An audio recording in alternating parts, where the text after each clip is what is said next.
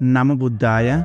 भारत एक ऐसा देश है जहाँ लोग विभिन्न प्रकार के देवी देवताओं को पूजा करते हैं। कुछ लोग एनिमल्स को पूजा करते हैं, तो कुछ लोग पेड़ों को पूजा करते हैं, और कुछ लोग भूमि को पूजते हैं, तो कुछ लोग पहाड़ों को पूजा करते हैं। ऐसे में कुछ लोग हैं जो डायरेक्शंस या दिशाओं को पूजा करते हैं, जैसे नॉर्थ, साउथ, ईस्ट, वेस्ट, ऊपर, नीचे। इस तरह से डिफरेंट डायरेक्शंस को लोग पूजा करते हैं। एंड इस तरह का पूजा करने का कई किस्म के मीनिंग एंड पर्पस हो सकती है, depend on belief system. Similarly Buddha के समय में भी कुछ ऐसे लोग थे जो डिफरेंट डायरेक्शंस को पूजा करते थे। फॉर एग्जाम्पल, एक लड़का जिसका नाम था सिगला, वो रोज 6 डायरेक्शंस को पूजा करते थे। एक दिन सुबह के समय भगवान बुद्धा अपने चारिका के लिए शहर निकल पड़े। तब सिगला को पूजा करते हुए देखी। बुद्ध ने उनसे पूछा कि तुम ये डायरेक्शंस को क्यों पूजा कर रही हो। सिगला बुद्ध से कहा कि उन्हें उनके पिताजी ने मरने से पहले ये डिफरेंट डायरेक्शंस को पूजा करने के लिए कहा गया था। सिगला को ये नहीं पता था कि ये डिफरेंट डायरेक्शंस को पूजा क्यों कर रहे थे, इसके पीछे क्या मीनिंग है। बस उनके पिता ने कहा एंड वो करता रहा विदाउट नॉलेज एंड पर्पस। बस वो अपने पिता का आज्ञा पालन कर रहे थे। इससे ये पता होता है कि लोग नाना प्रकार के चीजें को पूजा एंड आस्था तो रखता है, बट कभी ये जानने को कोशिश नहीं करते हैं कि इन चीजों को पूजा क्यों करते हैं, क्या फायदा होगा, इसका क्या सिग्निफिकेंस है। बस पूजा पे पूजा, रिचुअल पे रिचुअल्स किया जा रहा है। It's completely blind belief. इसलिए जीवन में हम जो भी काम करें, खासकर जब धर्म की बात आती है, तो बहुत होशियार एंड समझना होगा, क्योंकि धर्म के नाम पे कुछ लोग फ्रॉड का काम करते हैं एंड कुछ लोग उसमें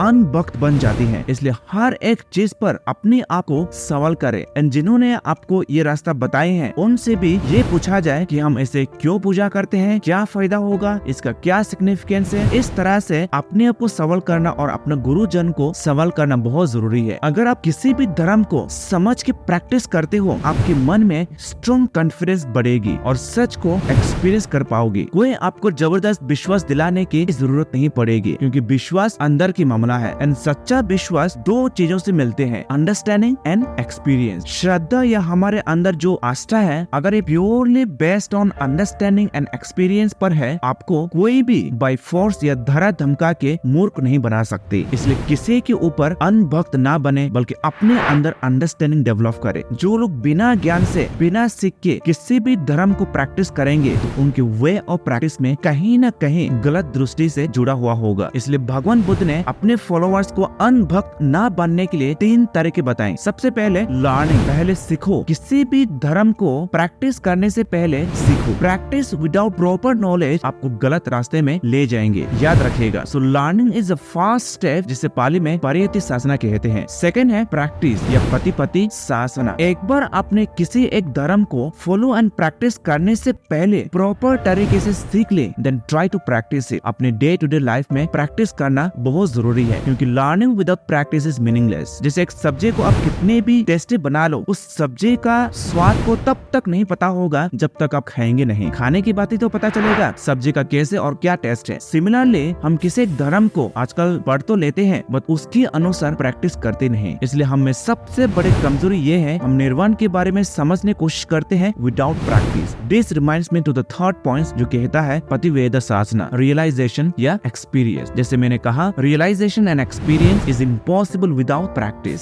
सो परियति शासना यानी लर्निंग, पति शासना यानी प्रैक्टिस, एंड पतिवेद शासना यानी एक्सपीरियंस। ये है 3 स्टेप जो एक मनुष्य को आध्यात्मिक की सोच विचार एंड उनके रास्ता को स्पष्ट बना लेते हैं। तो अब हम देखेंगे कि बुद्धिस्ट के अनुसार ये 6 डायरेक्शंस क्या हैं और बुद्ध ने क्या कहा है, और ये डिफरेंट डायरेक्शंस हमारे जीवन में कैसे जुड़े हुए हैं अपने प्रैक्टिकल जीवन के साथ। सबसे पहले ईस्ट डायरेक्शंस। ईस्ट डायरेक्शंस को अपने माता पिता, बेटा बेटियों का ड्यूटीज एंड रिस्पॉन्सिबिलिटीज को रिप्रेजेंट करते हैं। दैट मीन्स माँ बाप का क्या रोल एंड रिस्पॉन्सिबिलिटीज होती है अपने बच्चों के प्रति, एंड बेटा बेटियों का क्या रिस्पॉन्सिबिलिटीज होती है अपने माँ बाप के प्रति। पेरेंट्स के कुछ रिस्पॉन्सिबल होते हैं अपने बेटा बेटियों के प्रति। नंबर 1, वे अपने बच्चों को बुरे कर्म करने से दूर रखे। नंबर 2, हमेशा अच्छा काम करने के लिए एनकरेज करते रहे। दैट मीन्स अच्छा शिक्षा दे। नंबर 3, जैसे उनके बच्चे बड़े हो जाते हैं, उन्हें सही लड़की या लड़का के साथ विवाह करवाना पेरेंट्स का ड्यूटी होती है। एंड नंबर 4, सही समय देखकर अपने प्रॉपर्टी, अपने बच्चों को हैंड ओवर कर दिया जाए। These are the few important points जो पेरेंट्स को याद रखना है। एंड बेटा बेटियों का भी कुछ ड्यूटीज एंड रिस्पॉन्सिबिलिटीज होते हैं अपने पेरेंट्स के प्रति। जैसे नंबर 1, पेरेंट्स को हमेशा सेवा या सपोर्ट करते रहना चाहिए। नंबर 2, जो कल्चर एंड ट्रेडिशंस पेरेंट्स ने हमें सिखाया है उसे सही तरीके से प्रिजर्व करना बेटा बेटियों का ड्यूटीज एंड रिस्पॉन्सिबिलिटीज होती है। एंड नंबर 3, जो संपत्ति हमें माँ बाप ने सौंपे हैं उसे सही जगह पर सही तरीके से इस्तेमाल करना बेटा बेटियों का कर्तव्य होता है। एंड नंबर 4, माँ बाप के जाने के बाद उनके नाम पे पुण्यतिथि आयोजित किया जाना चाहिए। इसका मतलब है हमारे माँ पिता इस दुनिया को छोड़ के जाने के बाद धर्म के अनुसार, जिस धर्म को आप अपनाया है उस धर्म के अनुसार उनके नाम पे कुछ अच्छा काम करें एंड उन्हें मन से शेयर करें कि वे जहाँ कहीं भी हो वह हमेशा सुख शांति से रहे एंड सुगति को प्राप्त करें। ऐसे मनोकामना करते हुए अपने माँ पिता के नाम पे एक पॉजिटिव थॉट्स ट्रांसफर या शेयर करें। ये एक स्पिरिचुअल ड्यूटी है जो बेटा बेटी करना चाहिए अपने पेरेंट्स के प्रति। These are the few important duties and responsibilities by us towards our parents, और ये इस डायरेक्शंस को रिप्रेजेंट करती हैं। नेक्स्ट डायरेक्शंस है वेस्ट। वेस्ट डायरेक्शंस को वाइफ एंड हस्बैंड का रिलेशंस एंड उनके रिस्पॉन्सिबिलिटीज के बारे में बताते हैं। हस्बैंड का कर्तव्य अपने वाइफ के प्रति। नंबर 1, पति हमेशा अपने पत्नी को रिस्पेक्ट करे। नंबर 2, उसे कभी नफरत ना करे। नंबर 3, अपनी वाइफ के साथ हमेशा लॉयल रहे। नंबर 4, हस्बैंड अपने वाइफ को घर के काम करने के लिए आजादी दे। जैसे अगर पति पैसे कमा के लाया तो पत्नी के हाथ में सौंपे, क्योंकि ज्यादातर पत्नियों को ही पता होता है घर में क्या जरूरी सामान चाहिए होता है। एंड लास्ट है, वाइफ को प्यार से कॉस्मेटिक चीजें भी खरीद के दे, क्योंकि लड़कियों का नेचर है अपने आप को सजाना और हर हस्बैंड चाहते हैं कि उनकी पत्नी सुंदर हो, नीट एंड क्लीन रहे, तो ये सब लेकर देना होगा। ये है 5 बातें जो हर हस्बैंड को याद रखना है। एंड वाइफ का भी कुछ ड्यूटीज एंड रिस्पॉन्सिबिलिटीज होते हैं अपने हस्बैंड के प्रति। नंबर 1, घर के जो भी काम होते हैं उसे अच्छे से करे। नंबर 2, घर में अगर कोई मेहमान आते हैं तो उसे सुंदर से सेवा करे और आसपास के लोगों के साथ भी प्यार से रहे, क्योंकि वाइफ हर समय घर में रहने होती है तो आसपास के लोगों के साथ मिल के रहना बहुत जरूरी होता है। नंबर 4, वो अपने हस्बैंड के प्रति हमेशा लॉयल रहे। नंबर 5, हस्बैंड जो भी कमाई करके घर लाते हैं उसे सही तरीके से खर्च करे। ये है कुछ बातें जो हर एक भारतीय नारी को याद रखना है, क्योंकि ये उनकी ड्यूटी है। नेक्स्ट डायरेक्शन है साउथ। साउथ डायरेक्शन को गुरु शिष्य का रिलेशंस एंड उनके रिस्पॉन्सिबिलिटीज के बारे में बताते हैं। एक शिष्य अपने गुरु के प्रति कुछ ड्यूटीज होती हैं। नंबर 1, हमेशा गुरु उठने से पहले उठ जाए। नंबर 2, सुबह उठते ही अपने गुरु को प्रणाम करे। नंबर 3, हमेशा अपने गुरु को सेवा करे। नंबर 4, गुरु की हर बात को ध्यान से सुने। नंबर 5, गुरु उन्हें जो भी शिक्षा दिया है उसे थरोली सीखने को मेहनत करते रहे। ये है कुछ ड्यूटीज जो एक शिष्य को करना चाहिए अपने गुरु के प्रति। और एक टीचर या गुरु का भी अपने शिष्य के प्रति कुछ ड्यूटीज होते हैं। नंबर 1, गुरु अपने शिष्यों को प्रॉपर ट्रेनिंग दे। उसे ये सिखाया जाए कि कैसे अपने आप को प्रॉपर डिसिप्लिन में रहना चाहिए। नंबर 2, एक गुरु अपने शिष्यों को उतना ही सिखाना चाहिए जितने उनके पास समझने का या सीखने का ताकत हो। ऐसा ना हो कि शिष्य कुछ चीजें सीख नहीं पा रहा है लेकिन टीचर उन्हें जबरदस्ती सिखाते जा रहे हो। ऐसे करने पर एक शिष्य के मन में प्रेशर बढ़ सकता है। नंबर 3 होता है, गुरु अपने शिष्यों को हर तरीके का ज्ञान एंड ट्रेनिंग दे जो उनके जीवन में प्रैक्टिकली काम में आए। नंबर 4, एक शिष्य को दूसरे शिष्य के साथ दोस्ती का शिक्षा देने का भी गुरु की कर्तव्य होती है। These are the few points जो एक गुरु को याद रखना है। अगला डायरेक्शन है नॉर्थ डायरेक्शन। नॉर्थ डायरेक्शन हमारे फ्रेंड्स एंड फैमिली के अच्छे रिलेशंस एंड उनके ड्यूटीज के बारे में बताते हैं। एक सच्चे फ्रेंड दूसरे फ्रेंड को कुछ इस तरह सपोर्ट करना चाहिए।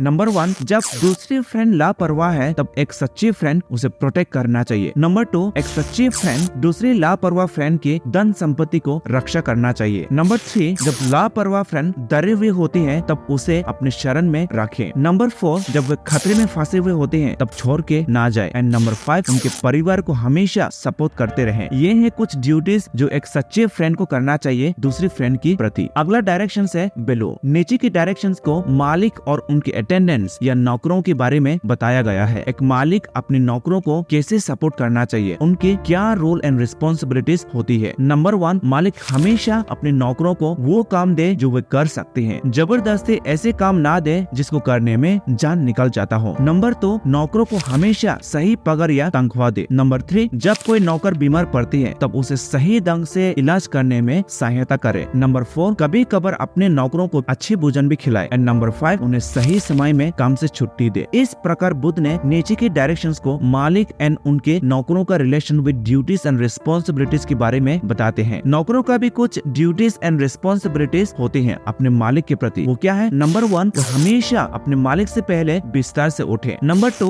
नौकर हमेशा मालिक सोने के बाद सो जाए। दैट मीन्स सारे काम करने के बाद सो जाए। नंबर 3, कभी भी मालिक के घर से चोरी ना करे। इसका मतलब होता है एक नौकर सामान या चीजें तब लेना चाहिए जब उसे मालिक देंगे। मालिक की जानकारी के बगैर किसी भी चीज को हाथ ना लगाए। एंड नंबर 4, अपने ड्यूटी को अच्छी तरह से निभाए। एंड नंबर 5, अपने मालिक के घर में रहते हुए या काम करते हुए अपने आप को बदनामी ना फैलाए। इन सिंपल वर्ड्स, एक नौकर उस काम को ना करे जिस काम को करके अपने मालिक से गाली या डांट पड़े और आसपास के लोग उसे बदनाम करे। इसलिए वो हमेशा सही काम करते रहे जिससे अच्छे नाम बने रहे अपने मालिक की नजर में। नेक्स्ट डायरेक्शन है अबव। ऊपर के डायरेक्शंस में कैसे साधु संत और डेवोटीज के बीच अच्छे रिलेशंस होना चाहिए और उनके रूल एंड रिस्पॉन्सिबिलिटीज क्या होती है डिटेल में कहा गया है। पहला है डेवोटीज का ड्यूटी अपने गुरु या मॉन्क्स के प्रति। नंबर 1, एक डेवोटी हमेशा अपने धर्म गुरु को प्यार से सेवा करे। नंबर 2, वो हमेशा अपने धर्म गुरु या मॉन्क्स के साथ विनम्रता से बात करे। नंबर 3, उनके मन में अपने धर्म गुरु के ऊपर बुरा सोच ना रखे। एंड नंबर 4, वो हमेशा धर्म गुरु और मॉन्क्स के लिए अपने घर का दरवाजे खुला रखे। एंड नंबर 5, मॉन्क्स को हमेशा जरूरी चीजें देने में सहायता करे, क्योंकि ले उपासक और उपासक का काम है अपने धर्म गुरु को मटेरियल चीजों में सेवा करना और धर्म गुरु का ड्यूटी होता है ले उपासक उपासिका को आध्यात्मिक रूप में सेवा करना। तब जाके हम साधना को आगे ले जा सकता है। That is the best and positive relations between layman and Monks. इसलिए धर्म को फैलाने का ये अहमियत होता है कि दोनों एक दूसरे को